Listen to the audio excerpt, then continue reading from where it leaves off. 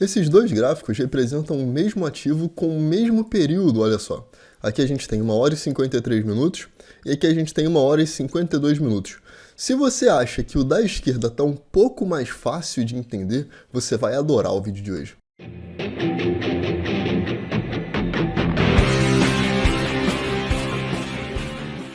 Fala galera, aqui é o Maurício na área e no vídeo de hoje vamos falar sobre o gráfico de ticks. Caso você ainda não conheça, ele é um outro tipo de gráfico atemporal. A diferença entre esses dois gráficos é que o gráfico da esquerda é um gráfico de tick e o gráfico da direita é um gráfico temporal, tá? Gráficos atemporais são aqueles que não levam em consideração o tempo, ou seja, um gráfico temporal, como esse daqui, ele está configurado aqui para 2 minutos. Então vamos colocar aqui o fundo, né, para vocês verem ali, exibir marca d'água. Então olha só, aqui eu tenho o Bitcoin no 2 minutos e do lado esquerdo eu tenho o Bitcoin no 5000T. O que significa isso? Bom, aqui, acredito que vocês todos já saibam disso, mas cada candle se forma a cada 2 minutos. Ok?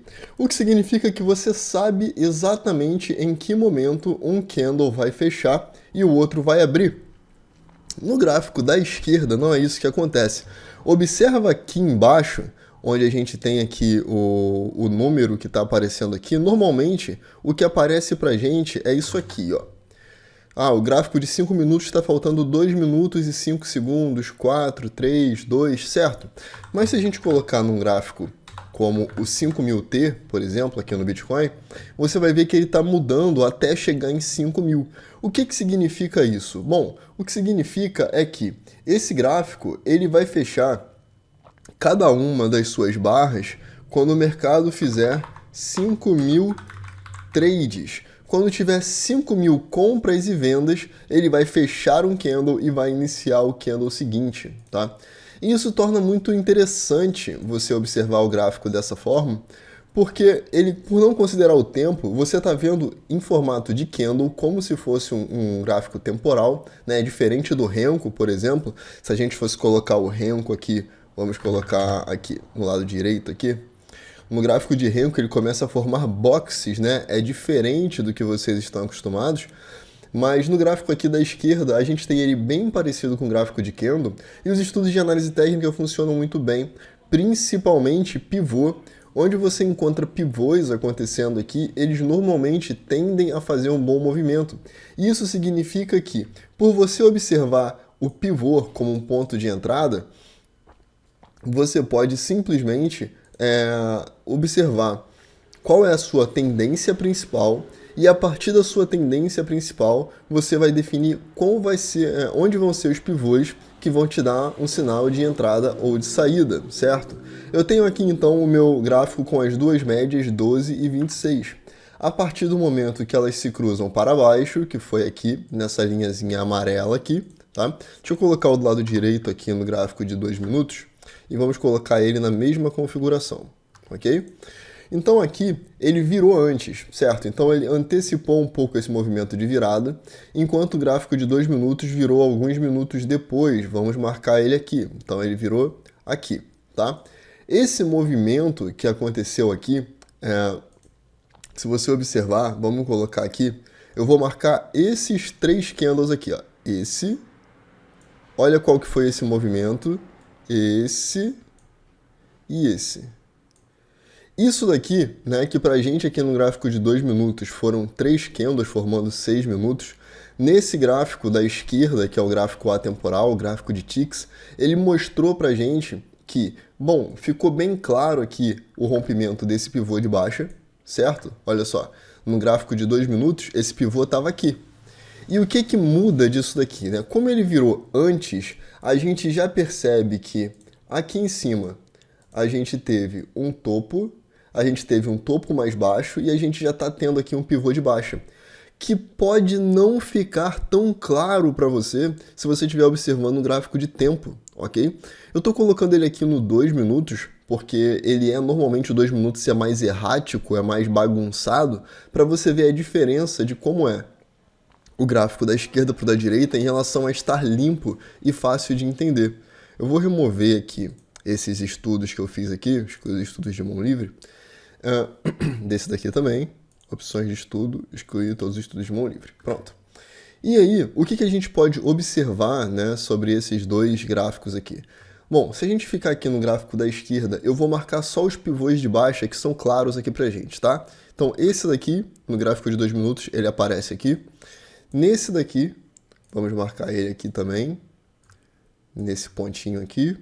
E no gráfico de 2 minutos, olha o que seria ele pra gente. Vou tirar essa linha vertical. No 2 minutos, seria aqui o rompimento do fundo desse pequeno inside bar que está aqui, tá vendo? Então a gente tem a barra mãe, a gente tem o inside bar, seria o rompimento desse pequeno pivôzinho aqui, que aqui fica mais limpo, fica mais nítido de ver. E uma coisa que eu percebo que é muito comum em um gráfico, nesse gráfico de tique principalmente, é que a gente normalmente encontra muitas barras direcionais. O que significa encontrar muitas barras direcionais, Maurício? Significa que você vai encontrar poucos dojis a favor da tendência e muito marubozu, que são essas barras bem grandes aqui a favor do movimento principal. São barras que vão estar com pouco pavio ou fechando bem perto da extremidade a favor da tendência. Se a tendência é de baixa, a gente tem um fechamento de um marubozu perto da mínima, certo? Perto da mínima. Perto da mínima. E isso acontece com frequência até nos candles pequenos. Então fica mais simples de você entender do que um gráfico que vai deixar muito mais pavio de forma geral, que vai deixar muito mais doji de forma geral, porque normalmente o gráfico de tique ele vai querer mostrar pra gente uma coisa um pouco mais direcional, porque ele está contando a quantidade de negócios, tá? Então a gente vai encontrar dojis sim, e aí a vantagem de encontrar dojis nesses casos é que você sabe que começou a aparecer muito doji, é porque o mercado realmente está indeciso, realmente está lateral, realmente não sabe para onde vai, ok? Então vamos continuar marcando aqui só para poder ficar claro para a gente, né, para vocês compararem onde que a gente teve pequeno pivô de baixa, né, um pivô bem nítido daqueles de 7 a 14 candles, a gente vê ele acontecendo aqui com bastante frequência, seria aqui embaixo, na verdade, né? Então, isso daqui comparado ao gráfico da direita.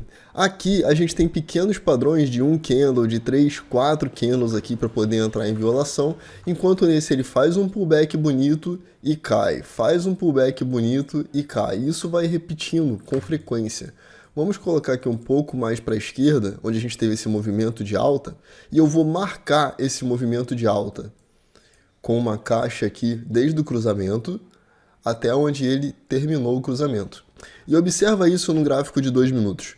Provavelmente, se você está observando esse gráfico aqui, lembrando que eu estou falando de 2 minutos exatamente porque ele é um gráfico errático, tá? Nesse gráfico de 2 minutos, bom, a gente só começaria a fazer trade daqui para frente, né? Então começaria um pouco depois e terminaria um pouco depois também. Porém, você não teria muitos trades para fazer a partir do momento que ele cruzou para baixo. Talvez tivesse apenas um aqui nesse de 2 minutos. Então vamos marcar ele aqui no 2 minutos. Aqui. Está marcado. E vamos observar quais seriam as entradas que a gente tem. Eu vou deixar esse daqui marcado com outra cor. Vamos mudar aqui, vamos colocar ele como azul claro, espessura 2, pronto. E vamos marcar agora, no gráfico de 2 minutos aqui, só por pivô, o sinal mais claro, mais clássico que a gente tem da análise técnica. Então poderia ser esse daqui, ou até esse micro pivôzinho aqui embaixo, seria uma possível entrada. Aqui a gente teria mais uma possível entrada. Aqui a gente teria mais uma possível entrada. E aqui depois mais uma possível entrada, mas não por pivô, né? Se fosse considerar por pivô, aliás, ainda teria mais uma aqui em cima, tá vendo? Nesse ponto aqui.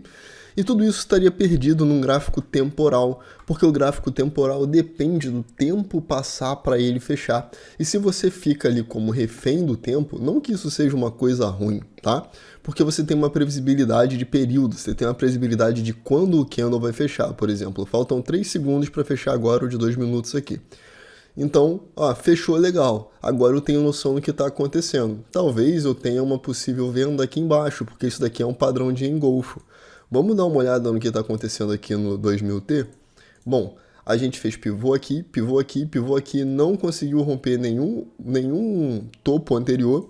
E se por acaso eu quiser entrar, eu posso esperar simplesmente isso daqui fechar, certo? Ou, caso você já esteja olhando para o gráfico temporal junto, você poderia entrar por aqui. Mas eu não gostaria de fazer isso. Eu aconselho vocês que, se estiverem olhando os dois gráficos e você decidiu que vai operar pelo gráfico que é atemporal, eu aconselho que você espere o gráfico atemporal fazer o seu padrão. E normalmente o padrão mais interessante que aparece é o padrão do engolfo, tá? Para quem não conhece o padrão do engolfo, ele é aquele onde você tem a gente tem vários aqui, onde você tem um candle com seu tamanho X, e o candle seguinte engloba ele todo. Esse daqui não está perfeito, né? Porque no day trade é um pouco mais difícil de achar esse padrão, mas normalmente você vai encontrar isso aqui, ó. Você pode considerar só corpo se quiser, tá?